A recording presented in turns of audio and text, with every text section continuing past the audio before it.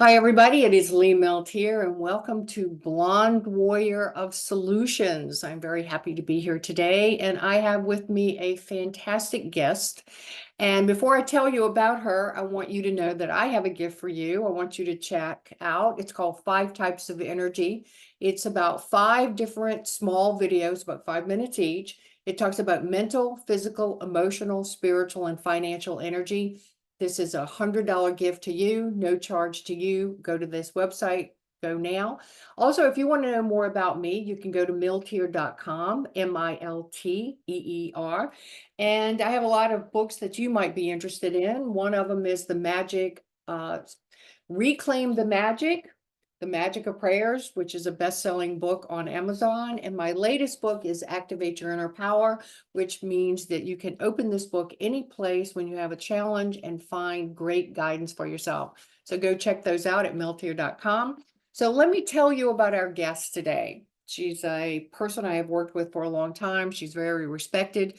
Grand Master Amanda.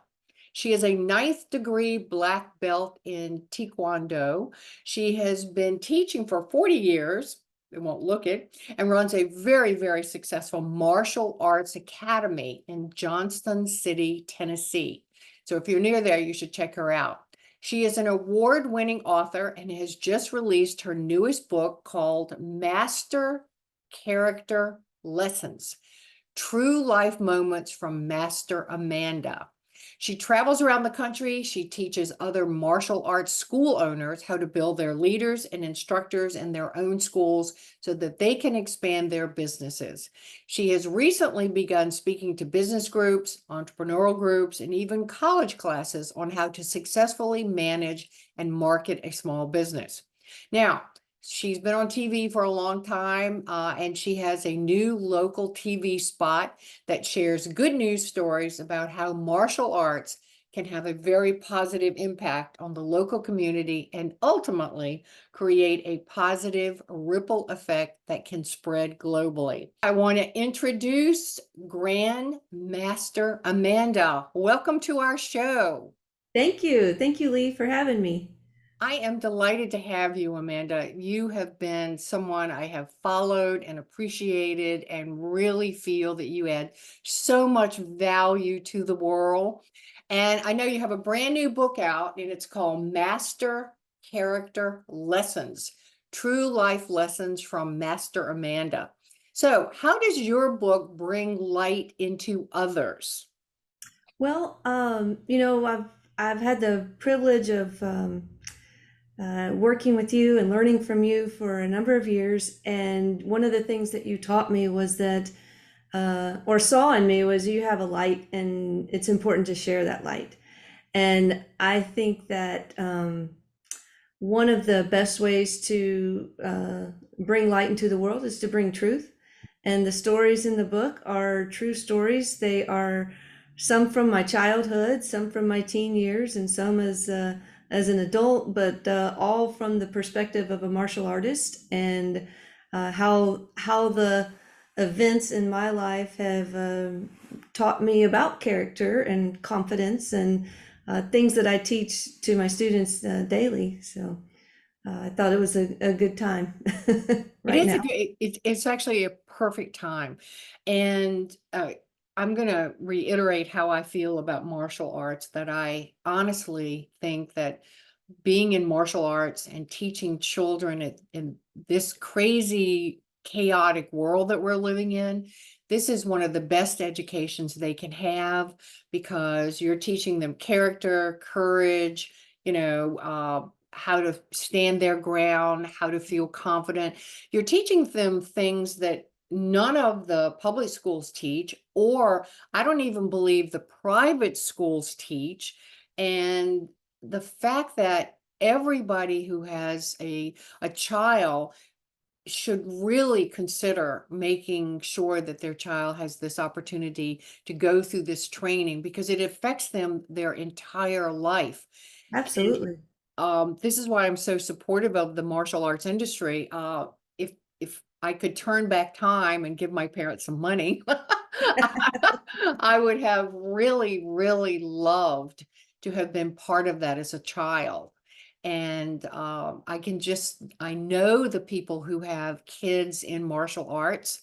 In fact, a staff person of mine right now does, and it's made a huge difference in this young man's life.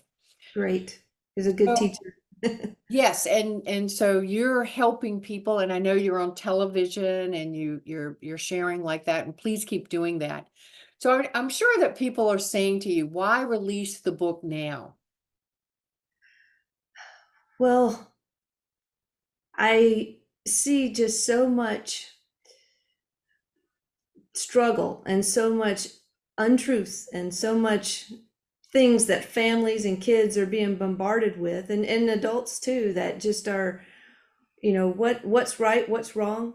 And I just, if people who have something positive to share don't share it, we can't stop that negativity. We can't redirect. We can't change thought processes. And so if, I just felt like it just has to get out there so people have something else to say, hey, this might be the right way. This might be a truth. And that it is. And to counter all the lies that are being spread around right now, and about what is right, what is wrong. um I want to put something out there that says, hey, there's good stuff in the world, there's positive things in the world, and you can latch onto those, and you can look for those, to find your way. I completely concur, Amanda. I sometimes ask myself, I can't believe I'm living at a time where the truths of life have been so slandered, and what is taught in colleges and high schools, and now, and even sadly in elementary school, is contrary to good common sense, the wisdom and characteristics of things of being a good person. Um, People are being punished for telling the truth. Right. People are judged for things that, actually were taught you shouldn't judge people by at all. And so I think one of the evils in the world isn't, it's not that it's not that people don't stand up against what's wrong. And that's what I do every day that I do one of these shows. And I'm not trying to be a news person at all, because the news, in an hour is like, old news, because everything changed so fast. But I do believe that naturally good people gravitate towards other good people. And Yes. what you are having to teach is really very important. And so let's talk about, since we're, adversity. You're a grand master, and that has given you a lot of ability to deal with adversity. And you have certainly had your share of adversity. Talk about that in life, why your adversity has made you stronger. Well, I think, as I think about, I started martial arts when I was 10 years old, so I do have longevity in martial arts. And the thing that martial arts teaches children is perseverance, confidence, focus. These are things that help children develop and be successful at whatever it is they choose. I chose martial arts and teaching. Um, but then when you become a teacher, all of a sudden it's not the confidence and the respect and all the things that you learn, but it turns around that you're teaching other people that. And then when you become a master, I mean, it took me you know, over 22 years to become a master. And I've been training since then just as long as a grandmaster to grandmaster.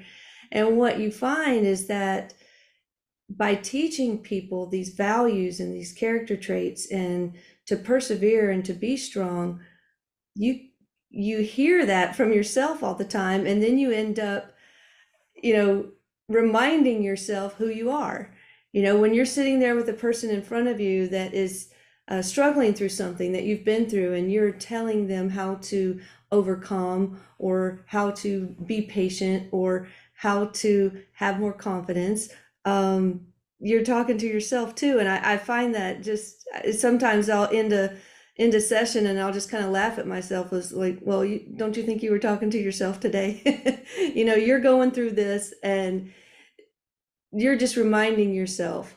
And I just, that happens over and over and over again. And I think that, knowing that you can overcome through martial arts and then turning it around and being able to teach that to others, it just becomes who you are. And, you are, for me, when, faced with a difficult time or a challenge, it doesn't mean I don't, stop or think or get concerned or maybe even lose sleep or have to look outside my box for help.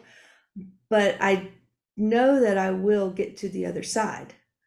Yeah, that confidence that you've been through something difficult before and you made it through. There's no reason you won't make it through this. We just have to find the way. Those are the self-talks I have to myself. So I think that martial arts teaches you how to do that, that you can do that. But then as a teacher, teaching it to others is just a way to make it stronger in yourself. Absolutely. And so you really, what everything you just said was all about, the basis of real success, that success really is an inside job. It is how you talk to yourself. It is what you're envisioning. And I'm sure you've noticed this. It annoys me beyond words that kids get into competitions and everybody gets a trophy. Right. And I was a very competitive kid. And when there was a contest, and even as an adult, I am a competitive nature person.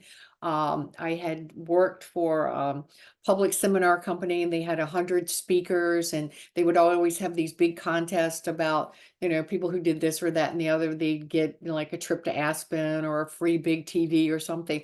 And I always said to myself, I'm winning that. I'm going to win that. I'm going to leave everybody dust in my trail. I am determined to win that. And after 5 years, I won every contest for 5 years. They stopped doing the contest because it upset You people. broke them. So I'm very upset that everybody gets a trophy because it doesn't teach them the basis of dealing with failure. It doesn't teach them to be a good sport and be happy for other people, even if you didn't win at that time. Right. I certainly remember losing as a kid. My father would say, well, that was just, one time. You can win next time, but be very happy for the person who won. You want to have good sportsmanship.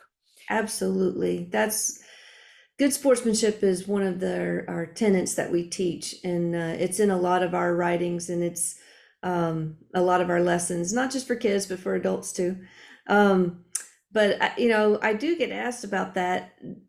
Everybody wins, and even though we want to create win-win situations, it doesn't mean that everybody in the room wins. You have to, especially in a competitive sense.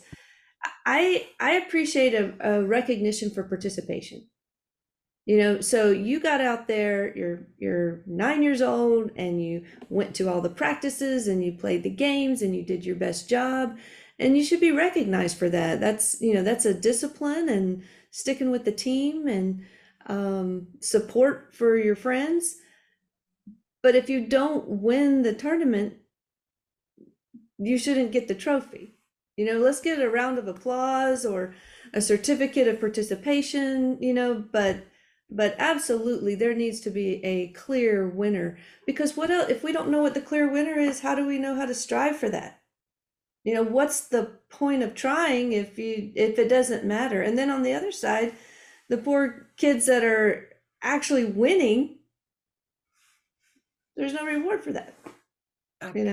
Yes. Why try to win unless they just have this innate inner sense of winning, which I don't know if, a 9-year-old necessarily has that right away, if they see, wow, if I win, then I get to play the next game in the tournament. Or if I win, then I have this trophy to remind myself of how good I did. And they need that. They deserve that. The winner deserves the reward.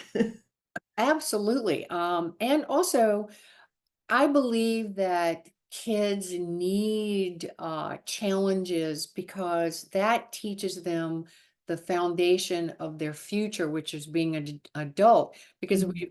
we, neither one of us, do really well with jobs because we're self-employed and, we've been our own boss since, forever. Right. For people who are dealing on a regular basis, there are going to be conflict. There is going to be competition. There is going to be all this stuff. You have to be prepared for those obstacles and know how to control your emotions with those things.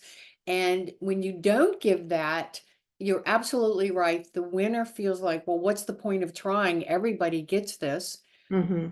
I have a good friend from Thailand that I met a few years ago, and he came to the United States and worked very, very, very, very hard to become a citizen in the legal way. And he says to me just last night, and he's back in Thailand now for the moment. He said, I'm very disappointed that I worked so hard and so diligently to become a citizen of the United States. And now anybody who just shows up can become a citizen and they're not working for it. And this is just wrong and unfair for all the people like myself who, really spent a lot of money and time and effort to do everything the right way. He said it's Mhm. demoralizing. Right. And I think that all of us feel that way. Uh, Rightly so. Yeah. Um, you know, as a grandmaster, a lot of times, what if people can promote, I have to give a yes or a no.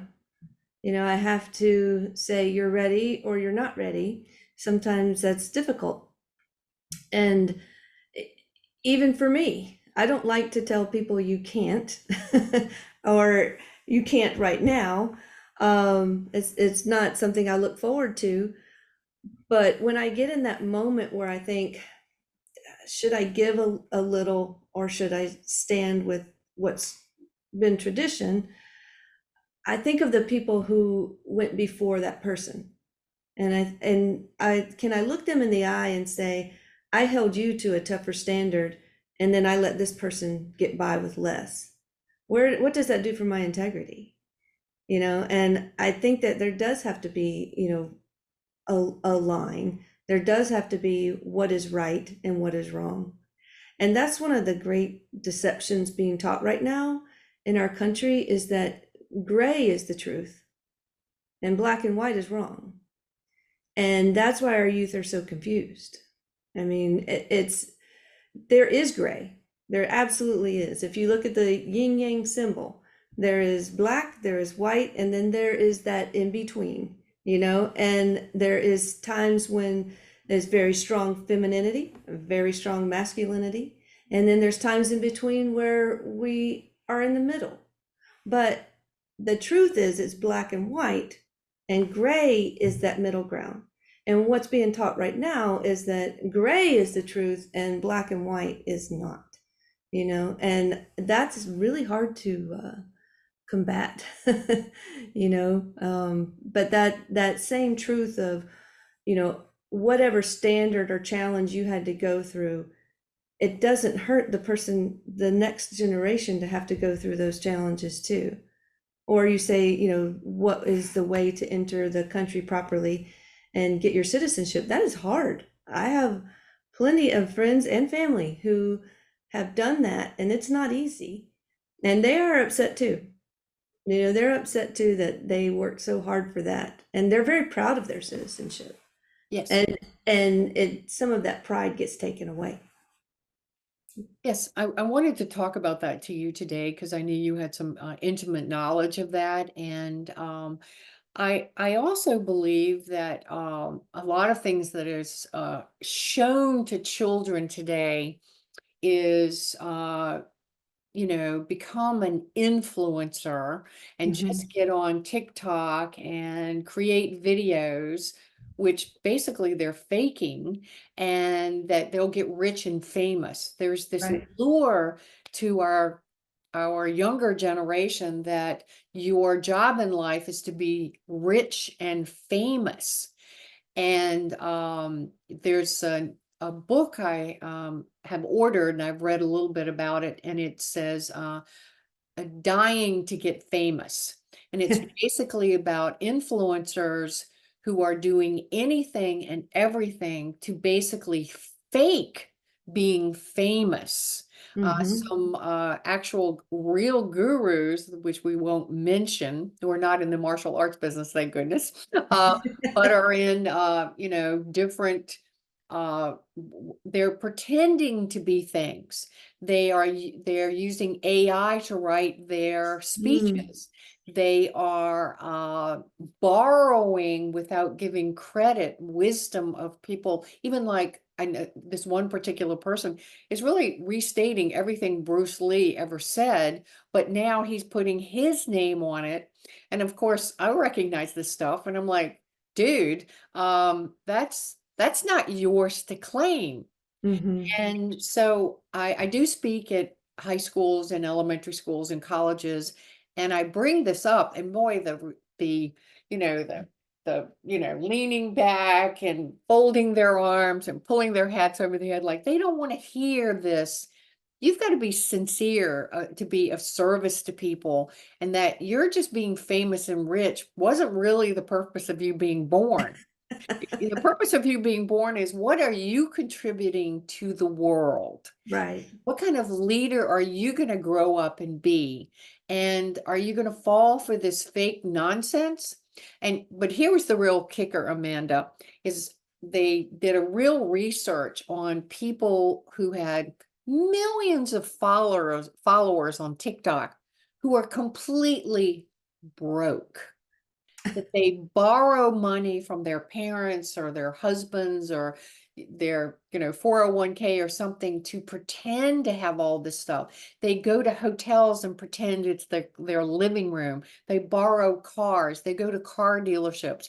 It's hilariously sad. It is sad. It's just part of that fake, the fake life, and that's hard for kids to discern. I mean, they think Mickey Mouse at Disneyland is a real thing, that they don't understand that's a character, that it's a person inside a suit, Right. and that's kind of one of the magical things about, when you take a child and let them have some fantasy. It's fun, but when everything is presented to them as truth that is actual fantasy, that's difficult. That is difficult to tell a child that's not real. Well, I had some research shared with me recently, that a child under 7 years old could not tell the difference between fantasy and reality at all. And that was the normal age, 7. Now that age has risen to a much higher age that they cannot tell the difference. And the other thing was that young men, their brains don't actually come into full, let's say, on power until about the age of 28, and women come on much earlier, like at 22 or 24. And our whole culture is pushing everyone to mature before they're ready to mature, before it's a natural thing. I mean, I look at some of the way that kids are dressed today, and they got a $1,200 phone at 10 years old. And I mean, at 10 years old, I wasn't capable of any of this stuff whatsoever. And fortunately, I lived in the middle of nowhere with, we got allowed 1 hour of television a day, and it was something my father wanted to watch, like Right, a exactly. Western of some Yeah, kind. I'll find something else to do. And my father always said, it's pretty outside. Get your butt outside. You're not staying in the house. Mhm. So I mean, I grew up with, using my imagination and playing in nature and being connected to animals. And if you got in a argument with someone, our parents would go, well, y'all can work it out. Right. We're Right. busy. We're not here to solve your problems. And that was, I mean, people almost consider this child abuse today, the way that I grew up. But the strength that it gave me to become an entrepreneur, to be able to deal with my own challenges was so much stronger. And that's what you're doing. So, yeah, I mean, we've been talking about how things have been changing over the last decades. Let's talk about the counterculture. And we've been doing it, but a little bit more in depth, and how it's deeply hurting children's ability to be independent and confident and successful and, stand on their own feet in the future. Hmm. Well, I think, you know, little kids, like elementary age, 11 and under, they are little sponges, they are just taking in everything, what is the world? And that's one of the things I really love about that age is, everything is new and fresh, and they are excited to learn, and they're trying things. And then when they get a little bit older, they start being told how they're supposed to be, and you can't be friends with everybody anymore. There's this, they get into middle school and high school, and you're this kind of person, or you're that kind of person, or because you want to be this person, you can't hang out with these people, and that stuff is just one of the things that kind of confuses them. We were friends last year in fifth grade, but this year in sixth grade, we can't be friends because, we have a different mindset, or we have a different whatever. We're not the same. But the counterculture now, I mean, that's how things have been, is just like you said, as they're trying to mature them faster and faster, they're also teaching them these things younger and younger. So now you're seeing a 7 or 8-year-old who's struggling with who are they and what kids are they supposed to hang out or not supposed to hang out, instead of a 12 or 13-year-old. But their minds are, just biologically, they're still little tiny kids, and they shouldn't be thinking about those things. It's really difficult to protect children. And one of the things that I've seen in a trend lately, with newer parents, is that they are completely limiting, I mean, not limiting, but getting off social media altogether, even as adults. They see the dangers of what this, like you said, this fake reality that kids are exposed to, which is something we weren't exposed to. It is different for them. Things are different for this generation, and they see all of that. And I'm very proud that parents are saying, this is not right. This is causing depression. I mean, to give the kids, like I mentioned before, that the truth is gray, that there is no boundaries, there are no right and wrong. It's confusing and it's depressing.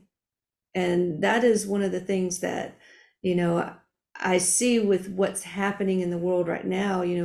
It's almost on purpose. Let's confuse this generation so much that they can't make their own decisions. Let's confuse the heck out of everybody. So if anybody says something that's an actual truth, let's put them down for that. So let's don't let people speak up. And it is very hard to combat, to give people the courage to say the truth. And you're doing that. You're giving forums and opportunity for the light to shine. Well, thank you. That is, that's sort of in my DNA. I Yeah. am, can be I have no fear of speaking the truth. And I will tell you, it is because of my rancher father, who was a very complicated, flawed human being like all of us. But he always said to me, for the love of God, Lee, be anything but average. Because average people allow other people to take their sovereignty, to make their authority go away. He said, you're born with this thing called instinct. And if you don't learn to develop your own instincts, which we would call today more intuition, he said, there's a lot of con artists in the world, they're users. And I don't want you to be afraid of people, but I want you to stand your ground. And that, Mhm. if somebody, uh, says or tries to do something that is not right in your inner self, speak up. So, needless to say, I got thrown out of school, because I would speak up. My whole school had all the teachers actually, I've told this many times, had a big meeting about me, about what are we going to do about this Lee Milteer kid, because she's always asking questions we have no idea what the answer is. I knew I was going to be an entrepreneur because when we gave me the list, remember around the 10th grade, they gave you Oh, right. the, here's what girls do and here's what boys do. And I'm like, well, here's 20 things I'm never going to do. Yeah. What else you got? And they were Right. like, we got nothing. And not once was on there entrepreneur, Right. not once self-employed. And I'm thinking, why couldn't girls do that? I did have a teacher one time who I said this to and says, well, girls don't do that. And I remember thinking, well, I'm getting out of your class as soon as possible because this is unacceptable. You Mhm. I love speaking up. I am immune to the we don't like you. Like on Facebook, you give me a rash, I'm going to tell you what I think. And the nicest way I possibly can. And I don't know if I wake people up, but I know I sleep really well at night knowing that I am not compromising my own integrity. Right. You hold true to yourself, and the message that you give to others is, a truth, and it's something that people can hold on to. I think one of the things, you're talking about being taught to be independent and be anything but average, um, I I see I see the children who are dependent, and I see the children who are independent, and there is a huge difference in the level of happiness. Not just confidence. Confidence is different than happiness. The kids who are fine to go and try something on their own, that don't need their hand held, they're enjoying themselves. They're happy. The kids that are timid and afraid, and can I do that on my own? Am I allowed to ask a question? Am I allowed to move? Or do I have to, they're not happy. And I just am, that's part of my mission too, is to help those kids say, hey, yeah, it's okay. It's okay to stand up and stand up for yourself, or tell me what you think. Tell me really what you think. And if it's different from what I think, that's okay.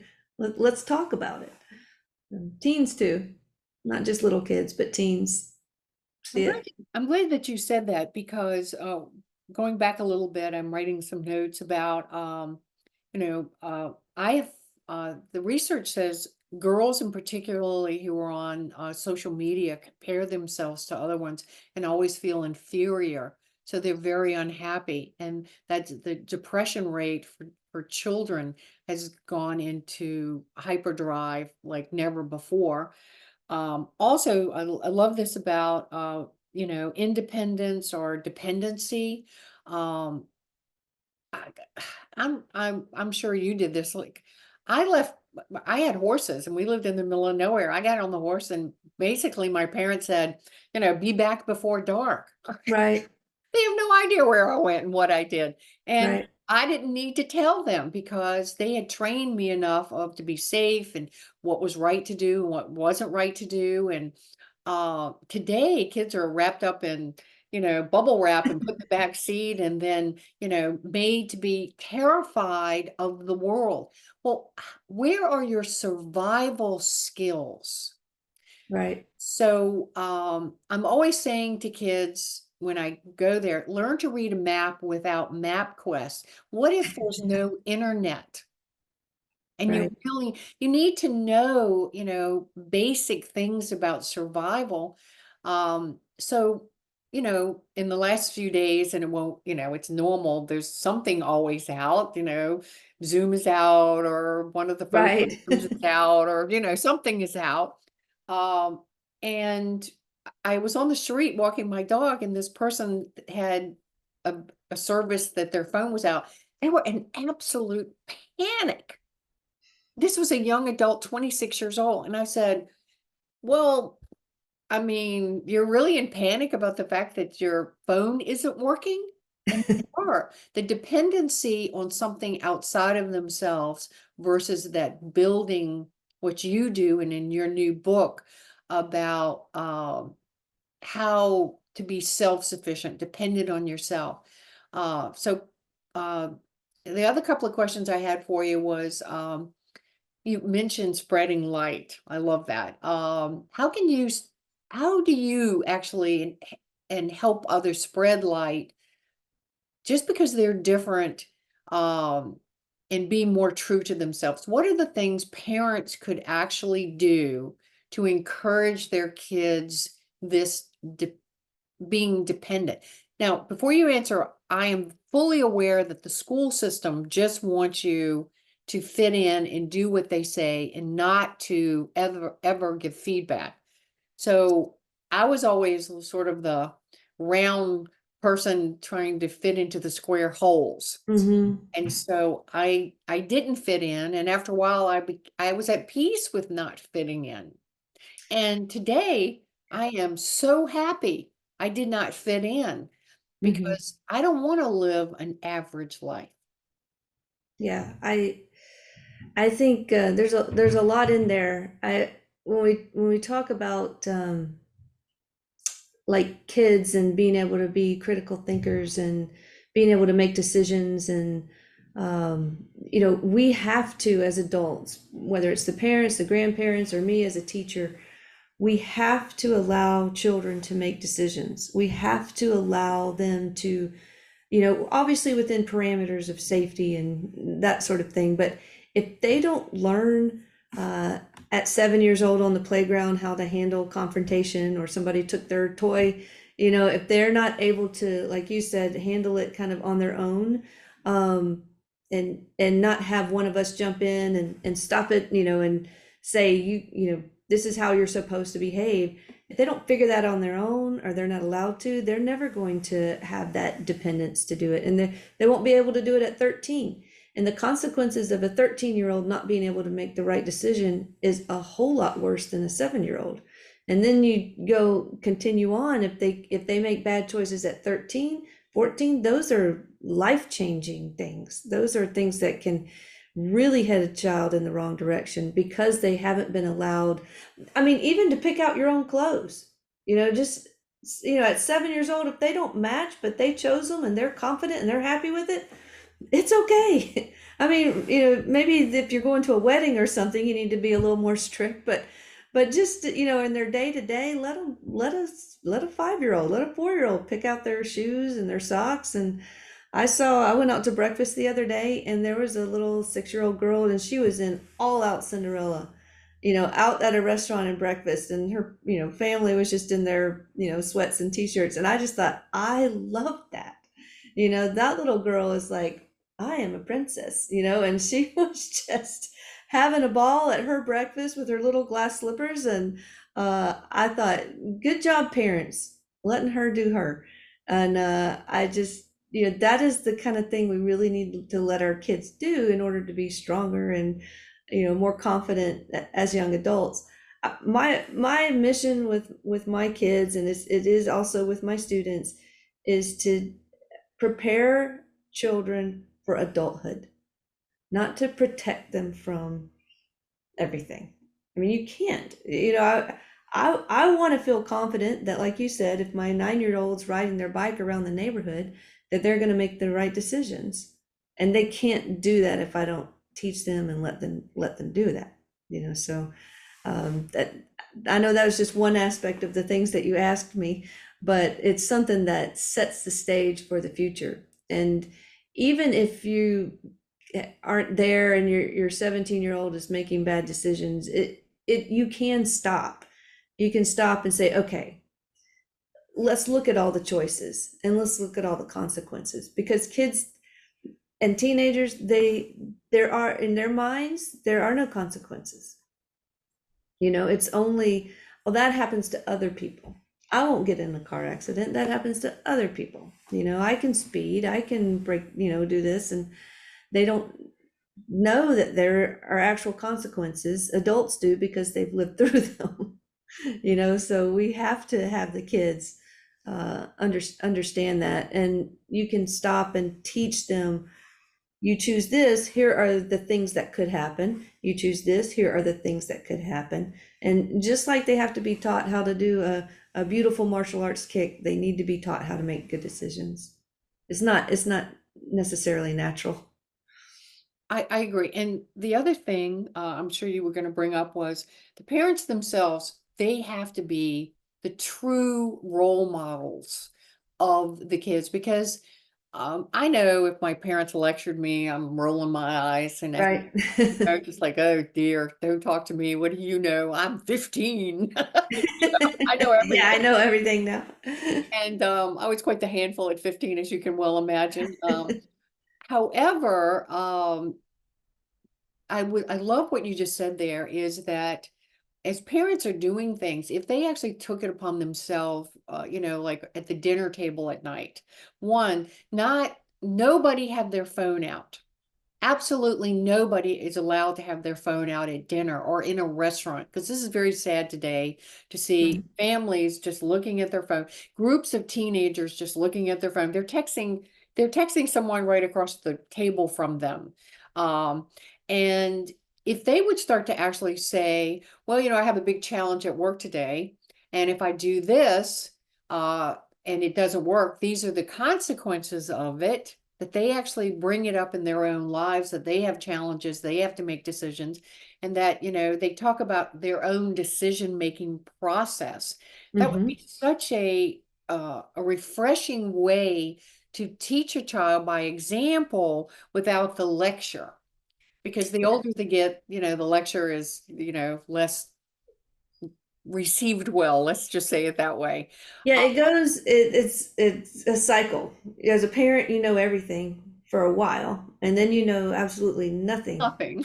And then it comes back around, and I tell people this all the time when their kids go off to college, all of a sudden you're going to know everything again.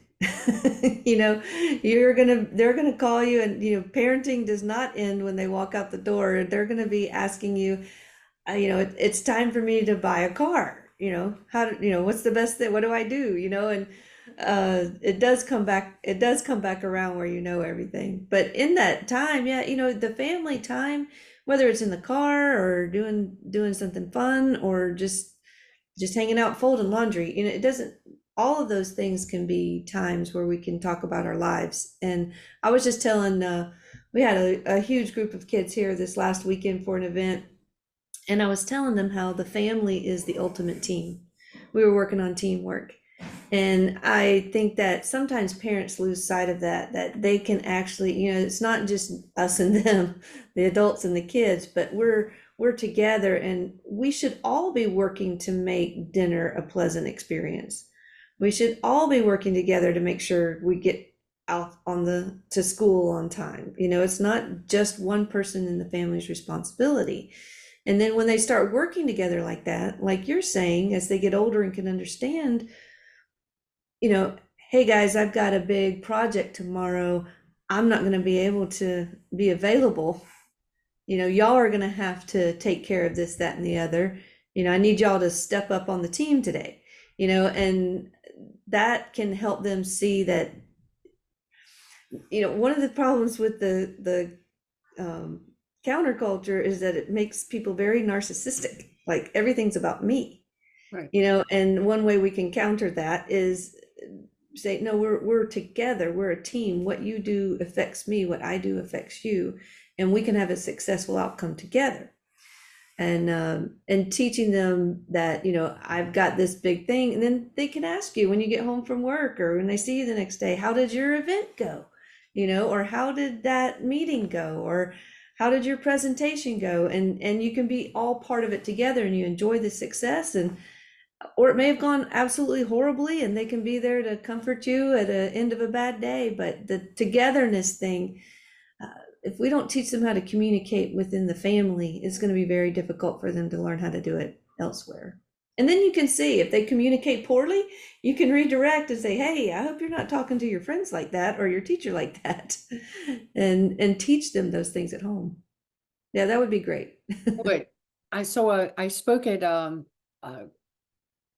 an organization that had a lot of corporate people in there, and they told what I consider serious horror stories of uh, young adults who have finished college, who have gotten jobs that they don't know how to do any conflict. They don't want to, they have no confidence to talk on the phone. They don't want to talk to people. They won't look them in the eye. Absolutely. And the parents, seriously, are calling their bosses and complaining that their boss is asking them to do something that makes them uncomfortable.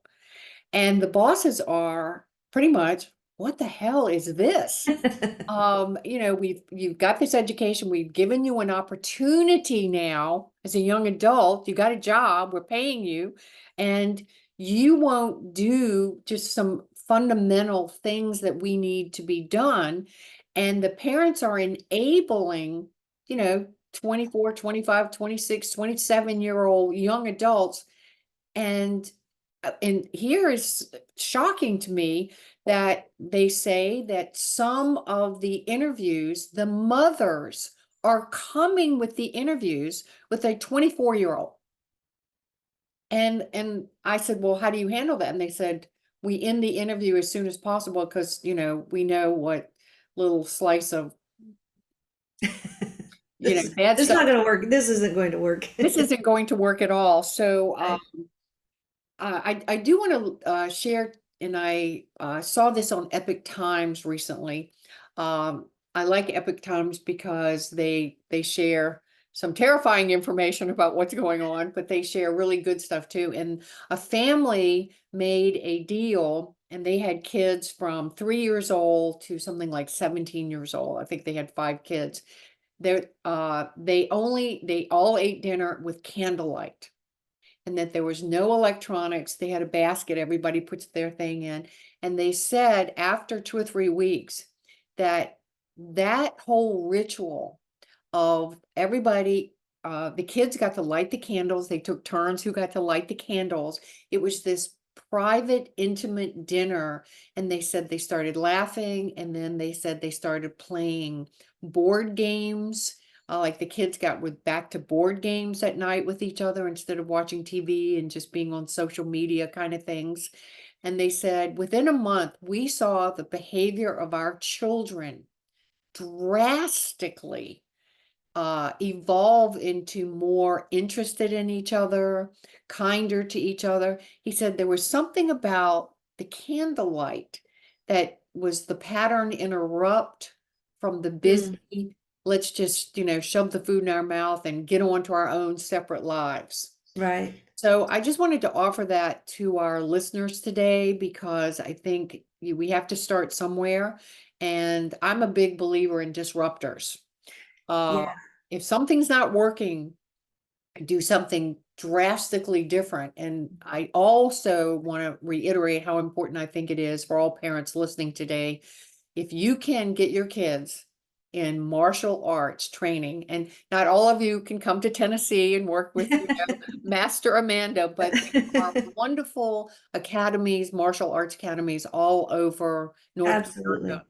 Mhm. And, just go there and watch how your child will blossom because of this new pattern disruptor of what they've been getting. Because, if you don't do something, behavior continues. Yeah, I think that was something that you taught me years ago was the pattern interrupt, and that is something that I think is important for all of us as adults, and you know, to say it's okay to just stop. There's a lot to following through, self-discipline, getting to the end, finishing, all of that stuff. That is very worthwhile pursuits. But sometimes, the confidence comes in saying this isn't working.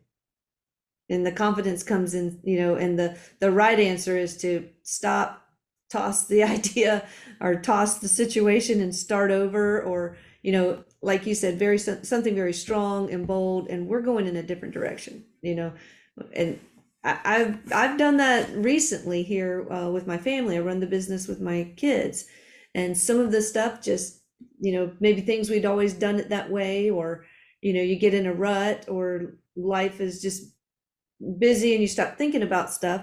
And we just sat down and we said, okay, let's stop.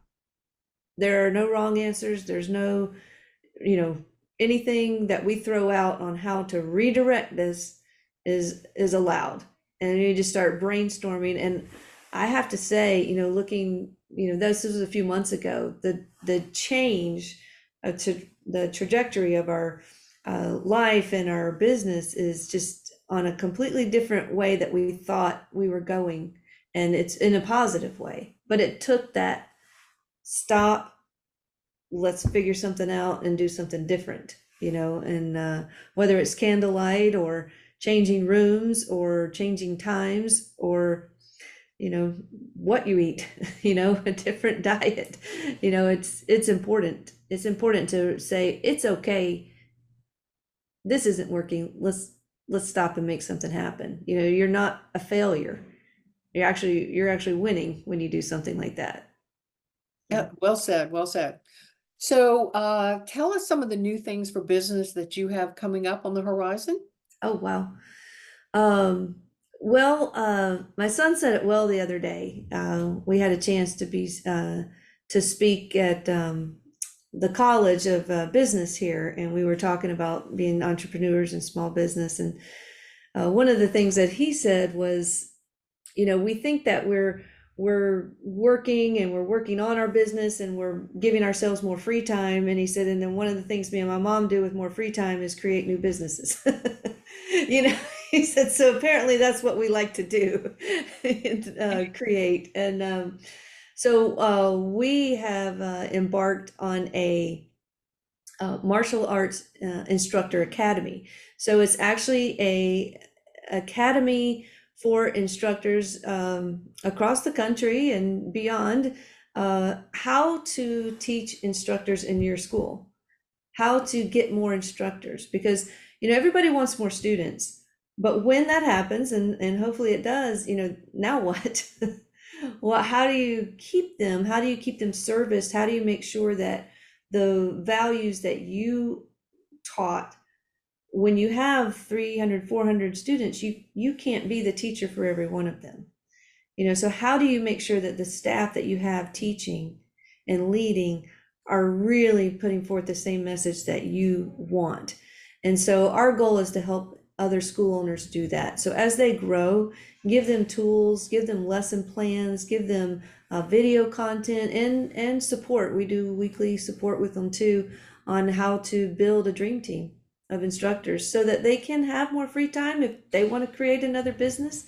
I teach 3 to 5 classes a week here. We have almost 80 classes a week that go on at the academy, and I teach 3 to 5 of them. And that's because I want to.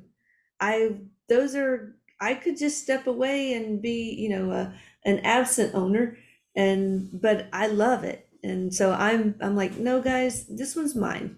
Y'all, these are yours. This one's mine. So whatever it is you want to do with your academy, your martial arts school, more instructors and more leaders are going to help you do that. So that's one of the new things that we've started, and we have a good crew going, and he and I travel and we teach. So we do in person and we do on Zoom, and that's something we're pretty excited about too, is taking, like you said, maybe you can't come to the academy, but if you're an instructor and you want to learn how to, teach instructors, we can do that virtually. Well, great. So how do people contact you? Well, one of the best ways to contact us, they can go, if they want more information just about martial arts, they can go to our website, Olson's MA at olsonsma.com.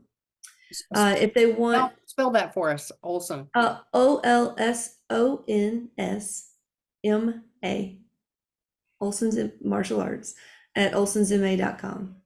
And then if they want information about the Instructor Academy, it's martialartsinstructoracademy.com.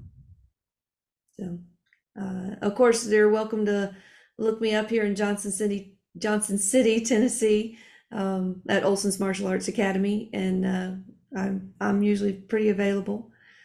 Strong social media presence too, and I'd be happy to hear from you. And I love people. I love talking to people. So you're not bothering me if you reach out.